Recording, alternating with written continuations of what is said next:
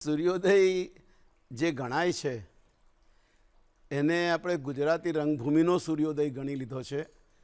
એ બહુ યોગ્ય એટલા માટે નથી લાગતું કે ફોર્થ વોલનું જે નાટક જે છે, જેને પડદાનું નાટક કહીએ, જી એ સમગ્ર રંગભૂમિ નથી.